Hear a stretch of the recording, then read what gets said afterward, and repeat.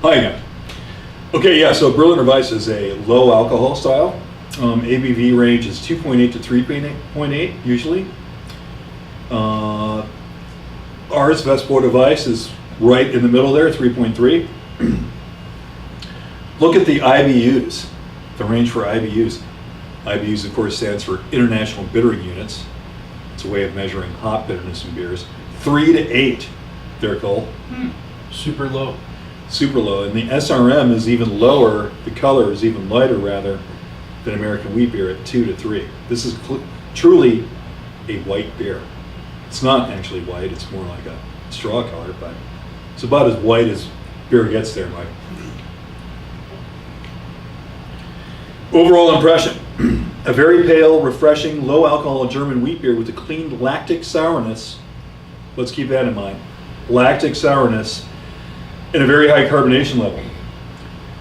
A light bread dough malt flavor supports the sourness, which shouldn't seem artificial. Okay, fair enough. Any Berliner Weisse's funk is restrained, so Brett, as it's commonly called, the wild yeast strain, can be used for Berliner Weisses, but often is not, including ours. Let's go ahead and get the aroma at this point.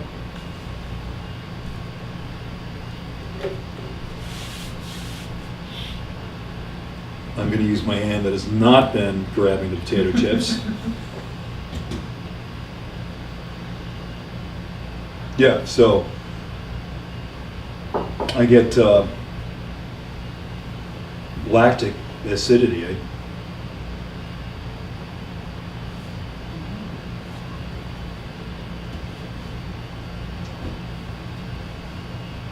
Yeah.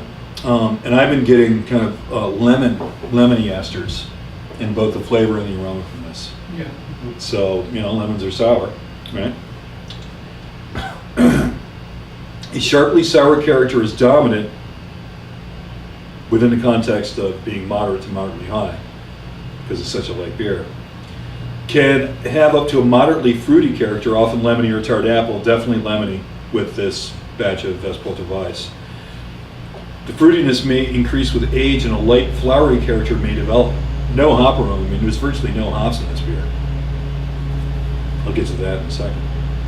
The wheat may present as uncooked bread dough in fresher versions. Interesting. I haven't been getting any of that in Vespo Weiss. Combined with the acidity may suggest sourdough bread. Interesting comment. I don't think this beer would. No. And again, may optionally have a restrained, funky Berliner Weisse's character, which we were talking about. Barnyard and horse blanket, none of that in this.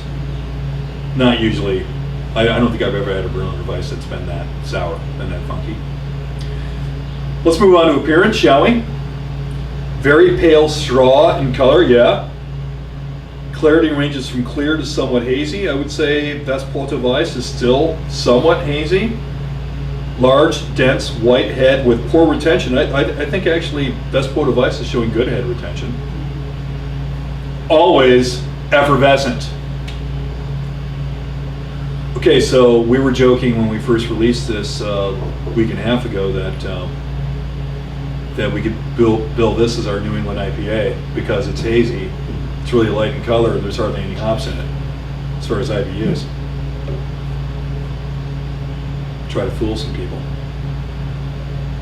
who aren't that bright. Moving on, let's go ahead and get the flavor at this point.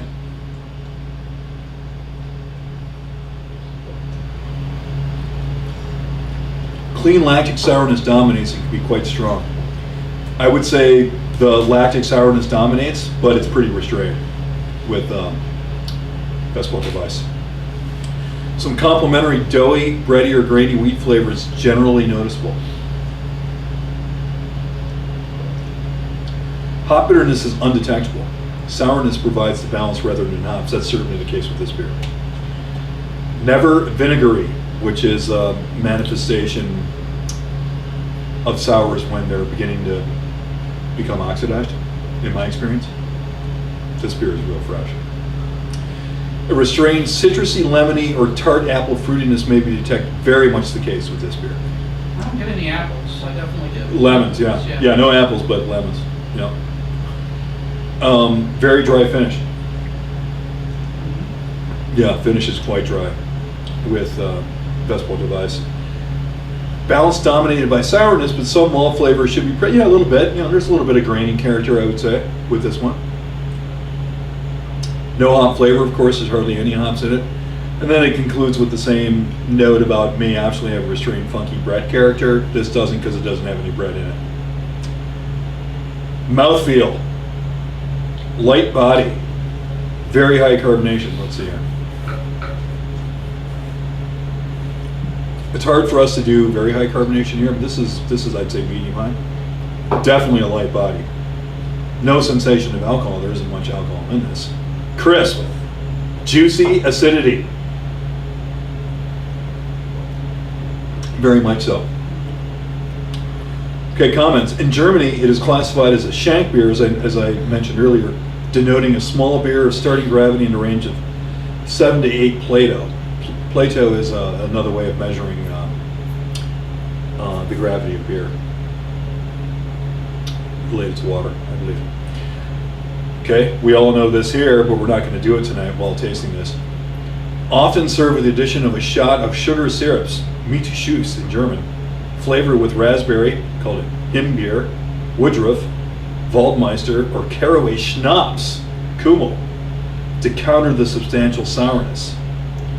Meanwhile, Berliner Weisse has been described by some as the most purely refreshing beer in the world.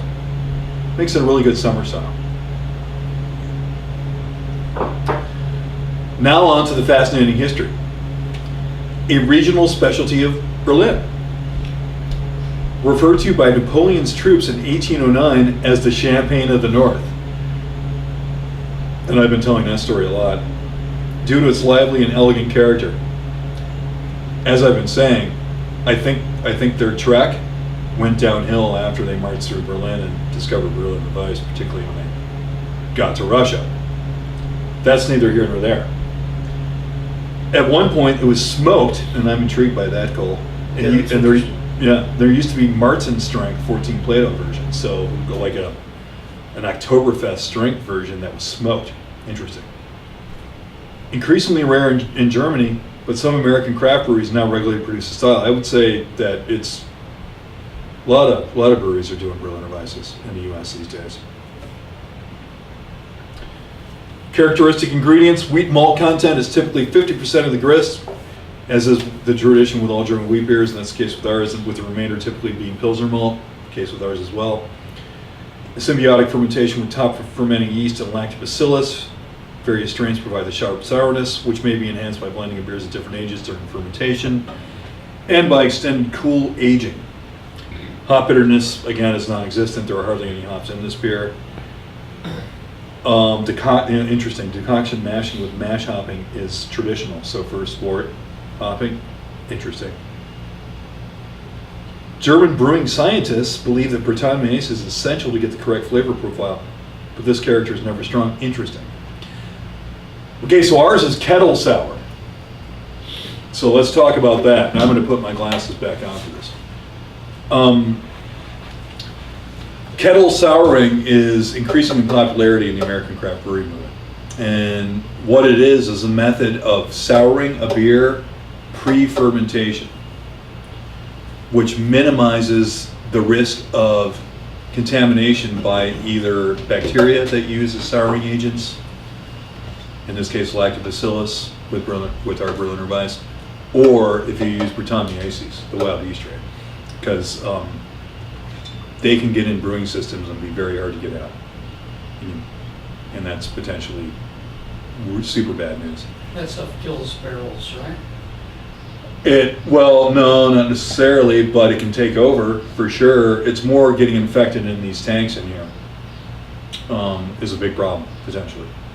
So I never introduce Breton-Meuse in here, and because we always barrel age our sours offsite. And offsite right now is the basement underneath the tap, where we have a new batch of Rookie Sour Brown souring right now. Kettle souring eliminates bacterial infection as an issue. So what we do and I learned this from my buddy Brian Kreider, the former head brewer at Next Door, is generate the wort for the beer, for the Berliner Weisse, and then inoculate it with Greek yogurt in the boil kettle, and we held that at 110 degrees for 2 days.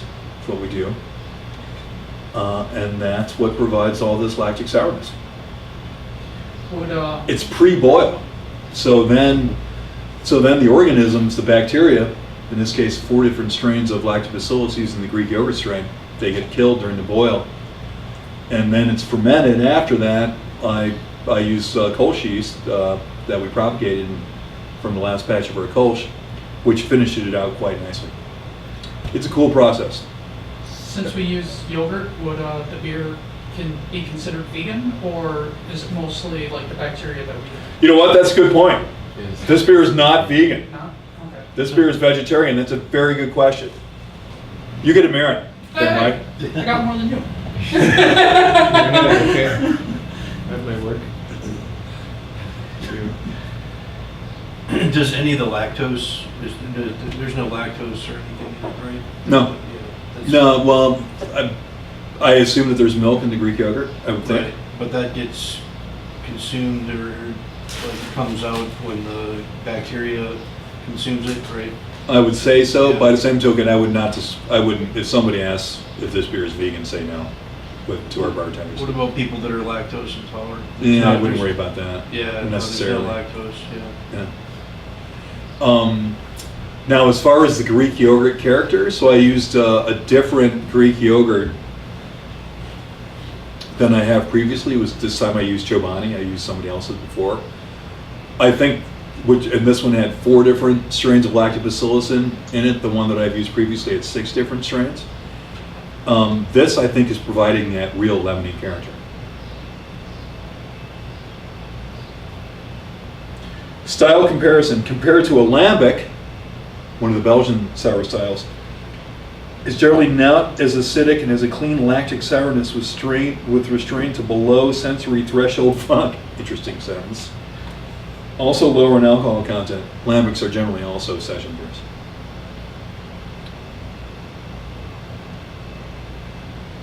Commercial examples: Bayerischer Bahnhof, Berliner Style Weiss, Berliner Kindle Weiss.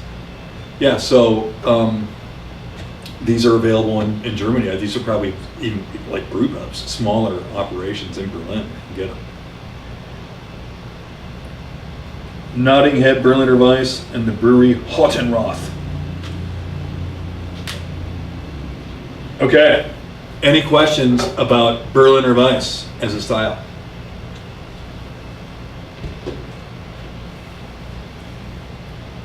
It's like my favorite summer beer.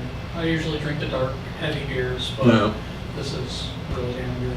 Yeah, the way I've been described, so I brought a bullet of this down to my family reunion on Saturday, and some of the younger folk they're into craft beer, and I was describing this as a really accessible sour.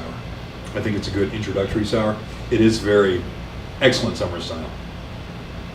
Just light, refreshing, easy drinking, and yet filled with character by the same token. It's a cool style. Do you know of any examples that do have Berliner Weisses? You know, offhand, Brian, I don't. But that's a good question. I will say this. So we're gonna buy a apple brandy barrel from the Funk Factory, which is fully infected, including with Brett, because they used it for one of their Mearses recently. So the next time we do this beer, it's going to be barrel aged, and it's going to have some Brett as a souring agent. And that would actually be considered vegan at that point, since it's an infection in the barrel and not from yogurt, correct? Actually, I don't know at all about vegan stuff. Well, as long as my response would be, and Cole, if you want to back me up on this one, the bacteria in the Brettanomyces in that barrel will consume everything, all fermentable sugars. It doesn't matter though, it still was made with animal byproducts. So Yeah. it is not vegan. Yeah. That's right. Good point, Robert. Any other comments or questions? So in that case, if you'd be aging it in the barrel and it's inoculated with Brettanomyces, would you do a kettle sour or would you add? The next one will not be kettle sour. Okay. Yeah. So you won't. We'll ferment it first with Kolsch's, Mhm. then we'll transfer it to the barrel. Let it do its stuff, so it'll be interesting to compare it to the kettle sour version. And it's, another one of the advantages of kettle souring is it allows us to turn around this beer quickly. It's a small beer, so it ferments quickly. Turn this around in 2 weeks. That's going to be more like a month or two, if not more. The longer you let it go, the more the Brett profile is going to come out. So it could be above the sensory perception level. Good point, Brian. Any other questions or comments?